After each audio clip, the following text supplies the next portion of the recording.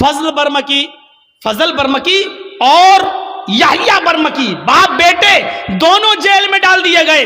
باپ بہت بوڑھا ہو چکا ہے, سردی کی رات ہے, فجر کی نماز میں باپ کو وضو بنا کے نماز پڑھنا ہے. بیٹا دیکھ رہا ہے کہ جیل میں گرم پانی کا انتظام نہیں ہے, کیا کیا جائے. تو بیٹے نے تانبے کے لوٹے میں عشاء کی نماز پڑھنے کے بعد پانی بھر لیا اور اپنے باپ کو سلا دیا کہ ابو آپ سو جائیے. اس جیل کے اندر یحییٰ برمکی سو رہے ہیں اور ان کا بیٹا فضل برمکی تانبے کے لوٹے میں پانی لے کر اپنے پیٹ میں لگا لیتا ہے.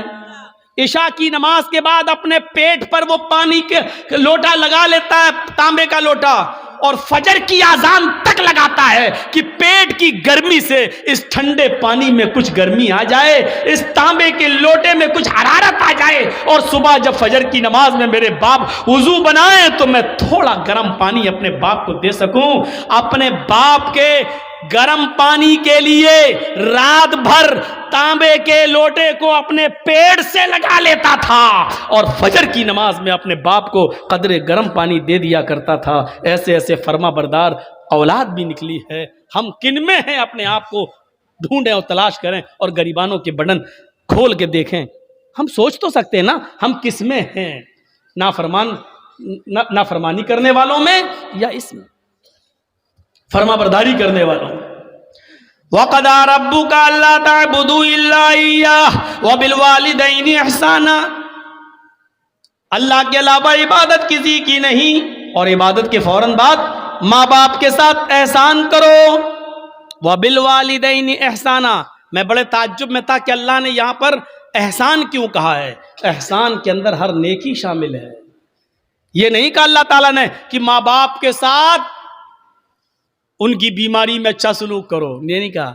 یہ نہیں کہا کہ ان کو کھلاؤ, یہ نہیں کہا, کیونکہ اگر کہہ دیتا کھلاؤ تو ایک ہی معنی ہوتا. لیکن اللہ نے کیا کہا, وَبِالْوَالِدَيْنِ إِحْسَانًا. احسان کرو. احسان کا مطلب اگر ان کو دوا کی ضرورت ہے تو دوا لا کر دو. اگر وہ کمر کے درد کے شکار ہے, بستر پہ لیٹے رہتے ہیں, انہوں نے کہا کہ بیٹے مجھے ذرا باہر بیٹھنے کا دل کر رہا ہے, تو اپنی پیٹھ پر لاد کر ان کو گھر کے باہر ان کو ہوا کھلاؤ, بٹھاؤ.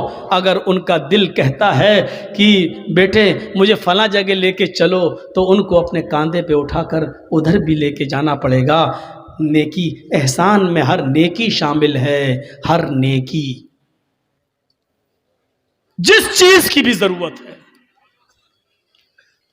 حضرت عمر فاروق نے ایک صحابی کو, ایک شخص کو دیکھا کہ وہ خانہ کعبہ کا طواف کر رہا ہے اور اس نے اپنی ماں کو اپنے کاندھے پر اٹھا رکھا ہے.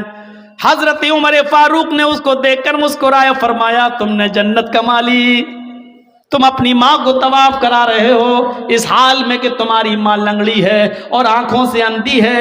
تم نے اپنی ماں کو طواف کرایا, اپنی گود میں لاد کر اس کو خانہ کعبہ کا طواف کرا رہے ہو, تم نے جنت کما لی. اپنی ماں کو طواف کرانے والا صحابی کیا کہتا ہے, امیر المومنین کیا میں نے اپنی ماں کا حق ادا کر دیا؟ میں اپنی ماں کا پیشاب پائخانہ دھوتا ہوں کیونکہ آنکھوں سے اندھی ہے, پیروں سے لنگڑی ہے. میں اپنے ماں کا پیشاب پائخانہ صاف کرتا ہوں, اس کے کپڑے بھی دھوتا ہوں. میری ماں نے تب عمرہ کرنے کی غرض سے مجھ سے گزارش کی ہے, تو میں نے اس کا طواف کرایا اور اپنے کاندھے پر لاد کر اس کو طواف کرا رہا ہوں. کیا میں نے اپنی ماں کا حق ادا کر دیا؟ حضرت عمر مسکرا کر کہتے ہیں اپنی ماں کے حق کی ادائیگی کی بات کرتا ہے.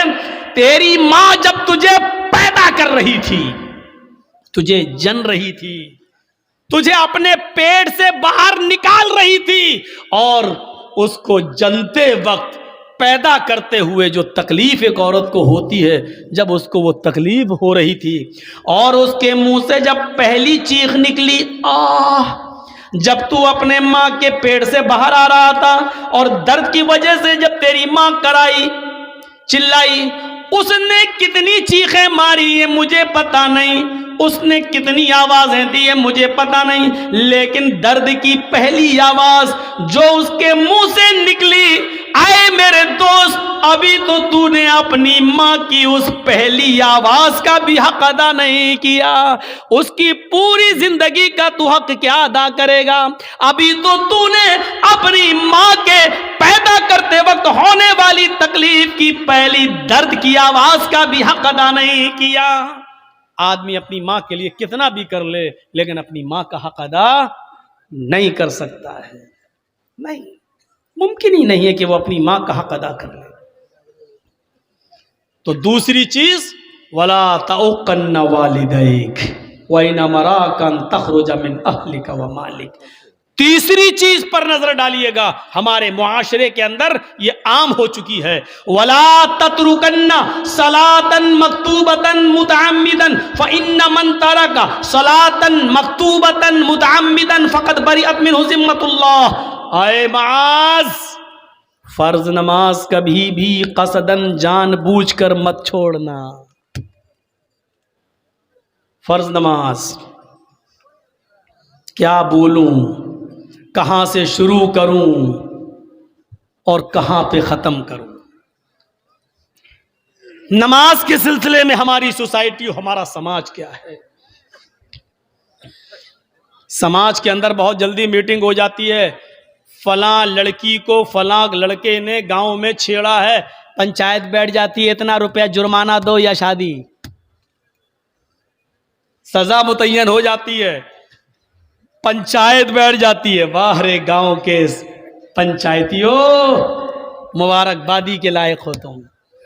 लेकिन दिल पे हाथ रख के बताना, जिसने आपके मोहल्ले में फजर की नमाज न पढ़ी हो, उसके लिए तुमने कौन सी पंचायत की है? असर की नमाज के वक्त वो अपने खेत में खेत जोत रहा था, तुमने उसके लिए कौन सी पंचायत की है? और अगर नमाज छोड़ने पर पंचायत नहीं कर सकते हो, तो फिर लड़के और लड़की के मामले में लेके भाग गया या जिना कर लिया और उसके लेके पंचायत, इतने रुपए जुर्माना दे लड़के वाला, तुमने फलां की लड़की की जिंदगी बर्बाद कर दी। वाह साहब, लड़की की जिंदगी बर्बाद, लड़का। मैंने कोर्ट के अंदर एक बहस में लेडी वकील की ये बहस सुनी है अपने कानों से, कि जब वो लेडी वकील लड़के का मुकदमा लड़ रही थी और लड़के का मुकदमा जेंट्स वकील लड़ रहा था, लड़की का मुकदमा जेंट्स वकील और लड़के का मुकदमा लेडी लेडी वकील बचा रही थी लड़के को, और जेंट्स जो वकील था वो सजा दिलवाना चाह रहा था। तो उस वकील ने, जो लेडी थी, वो सुई लेकर आई थी, सुई और धागा, और उसने कहा, जज साहब देखिए ये धागा मैं सुई में डाल रही हूं। उस बहस में हम शामिल थे, देख रहे थे, सुन रहे थे। ऐसे जब धागा सुई तक ले जाती थी और सुई को ऐसे कर लेती थी, देखिए साहब धागा सुई में नहीं जा रहा है ऐसे, तो जज मुस्कुरा के कहता है, मैडम आप सुई तो हटा लेती हैं तो धागा अंदर जाएगा कैसे? कहा, जज साहब अब आपको फैसला कर देना चाहिए, जब लड़की खुद अपने आप को अगर बचाने लगे तो लड़का उसके साथ रेप कर कैसे सकता है?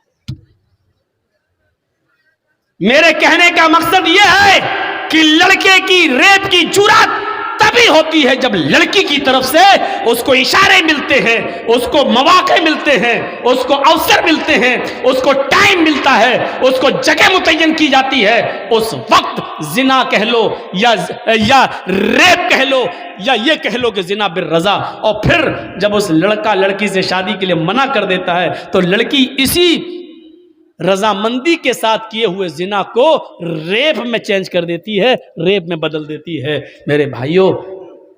और जज को फैसला सुनाना पड़ा और लड़के को बाइज्जत बरी करना पड़ा। मुकदमा लड़ने वाली अगर कायदे की हो और बचाने पे आ जाए तो बचा लेती। हम कहां से शुरू करें नमाज का मामला? दो तीन बातें बता दूं, यहीं से अंदाजा लग सकता है कि नमाज का मामला क्या है। عبداللہ ابن باز، شیخ ابن باز سے مسئلہ پوچھا گیا. ایک عورت نے مسئلہ پوچھا کہ میرا شوہر نماز نہیں پڑھتا، کیا میں اپنے شوہر کے ساتھ، بے نمازی شوہر کے ساتھ رہ سکتی ہوں یا نہیں؟ شیخ ابن باز نے کہا کہ اس کو تم نصیحت کرو، اس کو تم سمجھاؤ، 3 دن، 10 دن، 20 دن، 1 مہینہ، اگر وہ مان جائے اور نماز پڑھنے لگے تو ٹھیک. اس نے پھر مسئلہ پوچھا کہ کئی سالوں سے میں سمجھا رہی ہوں لیکن نماز نہیں پڑھ رہا ہے، میرا اپنے بے نمازی شوہر کے ساتھ رہنا جائز ہے یا ناجائز؟ شیخ ابن باز نے فتویٰ دیا کہ ایک مومنہ عورت کا، ایک نیک عورت کا بے نمازی آدمی کے ساتھ رہنا سراسر حرام ہے. اس عورت نے پھر پوچھا شیخ ابن باز سے، میرا ہسبینڈ مجھے طلاق نہیں دے رہا ہے، وہ کہتا ہے میں نماز نہیں پڑھتا ہوں تو کیا ہوا، لیکن میں تجھے طلاق نہیں دوں گا، اب میں اپنے شوہر کو کیسے چھوڑوں؟ شیخ ابن باز کا فتویٰ تھا کہ جب تیرا شوہر نماز ہی نہیں پڑھتا، اور جب نماز نہیں پڑھتا تو وہ مومن ہی نہیں ہے، اور جب مومن ہی نہیں ہے تو اس کے نکاح میں آٹومیٹک نہیں ہے، اور جب اس کے نکاح میں تو نہیں ہے تو طلاق کی ضرورت ہی نہیں ہے. نکاح قاضی سے فسخ کرا اور ایک حیض، ایک پیریڈ انتظار کر کے اپنا دوسرا نکاح کر لے. شوہر طلاق دے یا نہ دے، کیونکہ بے نمازی جب مومن ہی نہیں ہے تو طلاق کی ضرورت بھی نہیں ہے، تو عدت گزار کے دوسرا نکاح کر سکتی ہے.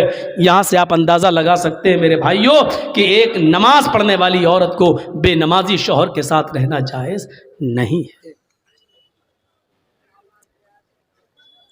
یہاں سے آپ اندازہ لگائیں. بے نمازی اگر مر جائے تو اس کی نماز جنازہ بھی جائز نہیں ہے. بے نمازی اگر مر جائے تو اس کو مسلمانوں کے قبرستان میں دفن کرنا بھی جائز نہیں ہے. چل رہا ہے. ہمارا سماج اس پر کیا ایکشن لیتا ہے سوچیے آپ. نماز تو ایک ایسا معاملہ ہے کہ حضرت علی نے جس کو قاضی بنایا تھا، قاضی شریح جس کا نام تھا، بہت بڑے قاضی تھے. ان کا بیٹا ایک مدرسے میں پڑھتا تھا. ایک بار یہ نائی کی دکان پہ گیا، نائی، باربر، حجام، بال بنوانے لگا. اسی بیچ عصر کی اذان ہو گئی. جب بال بنوا کے آیا تو جماعت ہو چکی تھی. سلام پھیر دیا، السلام علیکم ورحمۃ اللہ. یہ جلدی سے آیا، وضو بنایا، اور وضو بنانے کے بعد اس نے اکیلے نماز پڑھ لی. لیکن مدرسے کے ٹیچروں نے دیکھا کہ اس نے جماعت کے ساتھ نماز نہیں پڑھی، یہ بعد میں آیا اور اکیلے نماز پڑھ رہا. نماز پڑھی اس بچے نے لیکن بعد میں پڑھی. مدرسے کے ٹیچر نے، مدرسے کے استاذ نے قاضی صاحب کو لیٹر لکھا، قاضی صاحب آپ کے بیٹے نے نائی کی دکان پر بال بنوانے میں اتنا ٹائم لگا دیا کہ جب بال بنوا کر آیا تو عصر کی نماز کی جماعت ہو چکی تھی. اس نے بعد میں اکیلے نماز پڑھی ہے. مدرسے کا مینجمنٹ کمیٹی کیا سزا دے آپ متعین کریے. میں مدرسے کا مینجمنٹ کمیٹی کا ممبر ہوں لیکن آپ قاضی ہیں، آپ بتائیے کہ آپ کے بیٹے کو کیا سزا دی جائے. قاضی صاحب نے جو سزا دی سنیے وہ کیا تھا. ایک موٹا ڈنڈا بھیجا اور ایک لیٹر لکھا، اور لیٹر میں لکھا ہوا تھا مدرسے کی مینجمنٹ کمیٹی کو یہ میں آرڈر دیتا ہوں کہ میرے بیٹے کو اس موٹے ڈنڈے سے اتنا مارو جب تک یہ ڈنڈا ٹوٹ کر 3 ٹکڑے نہ ہو جائے، اس وقت تک اس ڈنڈے سے میرے بیٹے کو پیٹتے رہو. جب یہ ڈنڈا 3 ٹکڑے ہو جائے تو میرے بیٹے کو پیٹنا چھوڑ دینا اور اس کا کھانا پانی بند کر کے کمرے میں بند کر دینا. اگر وہ توبہ کر لے اور اقرار کرے کہ آئندہ میں کبھی اتنے تنگ وقت میں بال نہیں بنواؤں گا، یا کوئی تنگ وقت میں ٹائٹ شیڈیول میں نماز کا وقت قریب ہو تو میں کوئی دوسرا کام نہیں کروں گا، اگر اس بات کا اقرار کرے تو چھوڑ دینا، ورنہ بھوکا پیاسا اگر مرتا ہے تو مر جانے دینا. یہ قاضی کا فیصلہ ہے اپنے بیٹے کے بارے میں، قاضی شریح کا. ہم اپنی نوجوان نسل کو اینڈرائڈ موبائل ان کے ہاتھوں میں دے دیتے ہیں اور سمجھتے ہیں کہ میرا بیٹا فجر میں جماعت کے ساتھ نماز پڑھے گا. جو آپ کا بیٹا رات کے 12 بجے تک 2 GB ملنے والے نیٹ ورک کو ختم کرنے میں رات گزار دیتا ہو، آپ اپنے اس بیٹے سے یہ امید رکھتے ہیں کہ وہ فجر کی نماز جماعت کے ساتھ ادا کرے گا؟